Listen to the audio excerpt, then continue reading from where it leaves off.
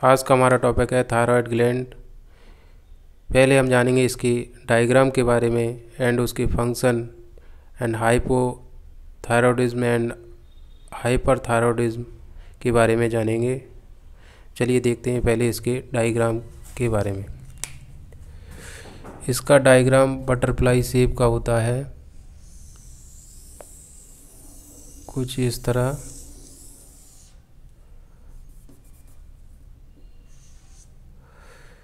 ये हमारे neck region में अपर साइड पे वोकल कॉर्ड से लगी हुई होती है।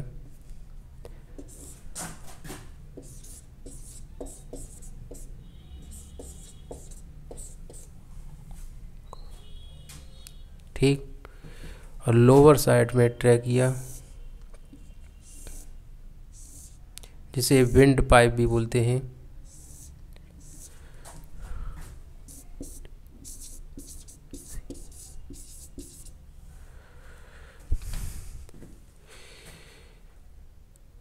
थायराइड ग्लैंड के 2 लोब्स प्रेजेंट होते हैं जो आपस में इंटरकनेक्टेड होते हैं एक पार्ट के थ्रू। फ्लैपनुमा स्ट्रक्चर होता है, उसे बोलते हैं isthmus.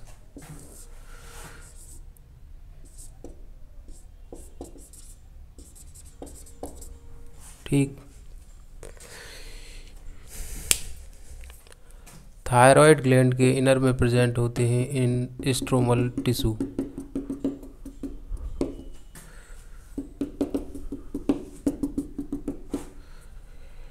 And follicular cell and follicles।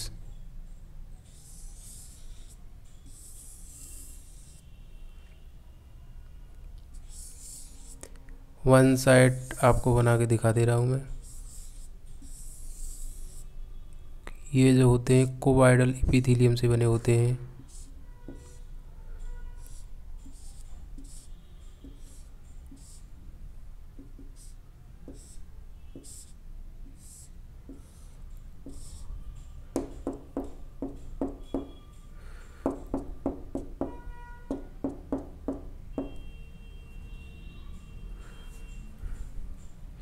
ये हमारा जो ये वाला पार्ट है, इसे बोलते हैं थायराइड फॉलिकल।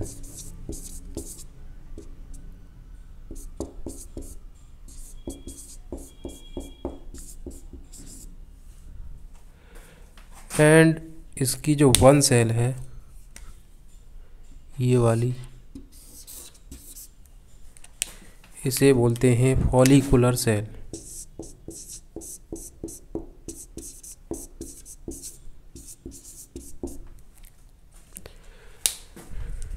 एंड इसके बिटवीन में इसी तरह की सेल प्रेजेंट होती है। मैं आपको समझाने के लिए ये बना दे रहा हूँ। बीच बीच में सभी में प्रेजेंट होती है, मान लीजिए। इसे बोलते हैं पैरा फॉलिकुलर सेल।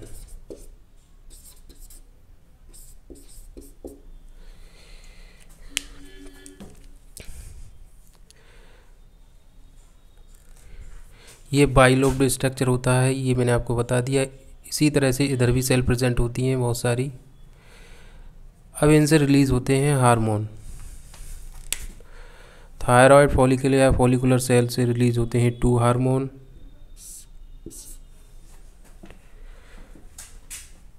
फर्स्ट है टेट्रा आइडो थायरोनिन,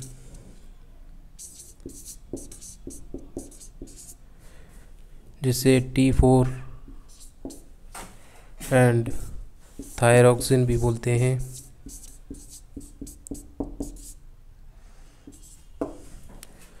ठीक, एंड सेकंड है ट्राई आइडो थायरोनिन, जिसे T3 एंड T3 हार्मोन बोलते हैं। पैरा फॉलिकुलर सेल से रिलीज होता है थायरोकैल्सिटोनिन हार्मोन। थायरोकैल्सिटोनिन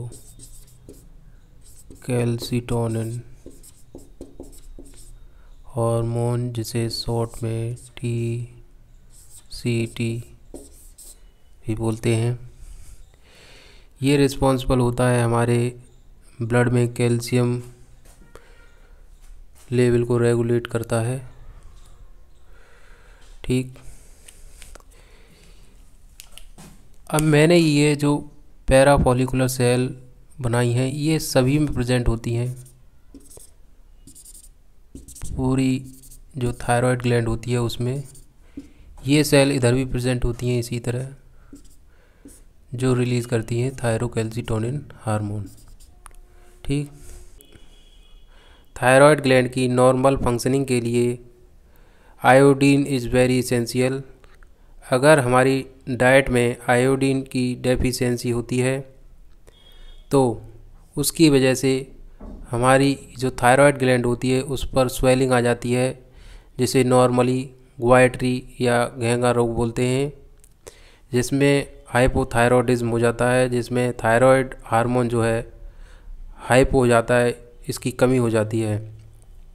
ठीक, ड्यूरिंग प्रेगनेंसी गर्भावस्था के दौरान अगर माँ के अंदर हाइपो सिक्रीशन होता है थायराइड हार्मोन का, तो जो ग्रोइंग बेबी है, मैचुरेशन बेबी जैसे बोलते हैं, उसमें डिफेक्टिव डेवलपमेंट आने लगता है एंड मेंटल रिटार्डेशन होने लगता है, डीप म्यूटिज्म, बहुत सारी एबनॉर्मलिटी आने लगती हैं जो ग्रोइंग बेबी होता है उसके अंदर।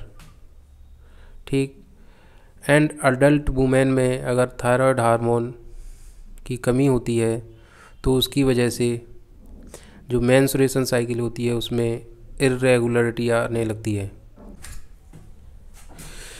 ड्यूरिंग प्रेगनेंसी गर्भावस्था के दौरान जो फीमेल में मैच्योरिंग बेबी होता है उसमें सस्टेंट ग्रोथ हो जाती है, मतलब उसकी ग्रोथ रुक जाती है। उस कंडीशन को बोलते हैं क्रेटेनिज्म।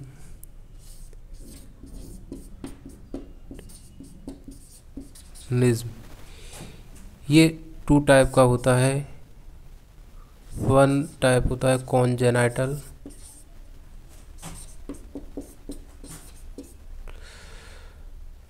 एंड एक होता है एंडेमिक।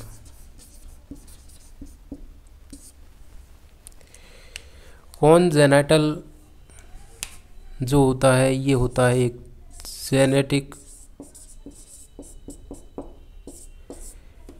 इसका कोई ट्रीटमेंट नहीं होता है, अनट्रीटेड होता है ये।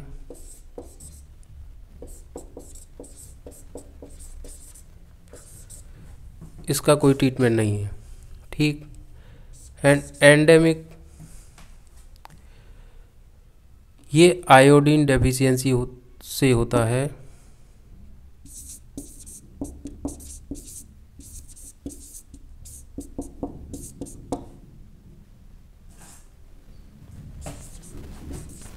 डेफिशिएंसी से होता है।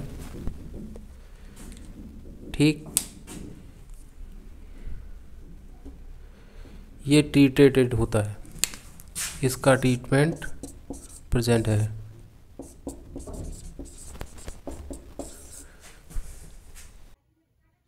थायराइड हार्मोन के हाइपो एंड हाइपर सिक्रीशन से 2 कंडीशन होती हैं हमारी बॉडी के अंदर, जिसमें simple goitre and endemic goitre hypo secretion से होता है एंड हाइपर सिक्रीशन से होता है exophthalmic goitre and Graves disease.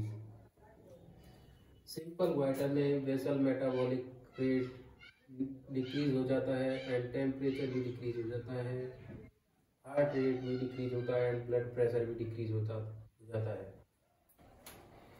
Hyper में इसके just opposite basal metabolic rate increase होता है, टेम्परेचर भी इंक्रीज होता है, हार्ट रेट भी इंक्रीज होता है एंड ब्लड प्रेशर भी इंक्रीज होता है। इसमें वेट गेन होता है हाइपोसिक्रीशन में एंड हाइपर सिक्रीशन में वेट लॉस होता है।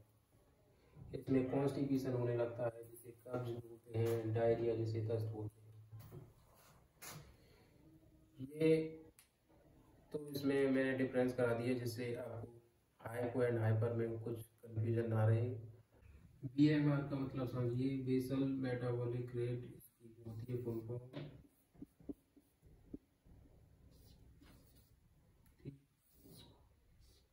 अब इसके नीचे आइए मेटाबॉलिज्म।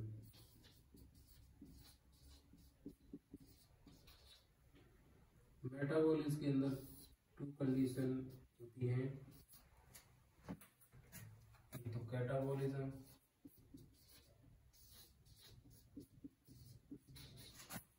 एंड एक एनाबॉलिज्म।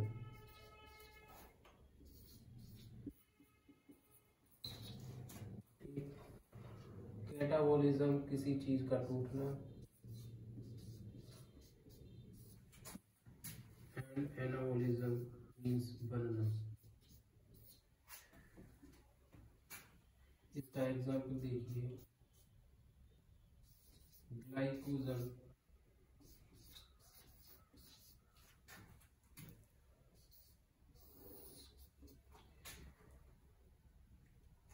का टूटना ग्लूकोज में,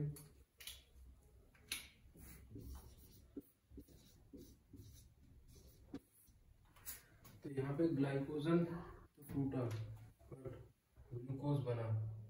इस प्रक्रिया को बोलते हैं ग्लाइकोजेनोलिसिस।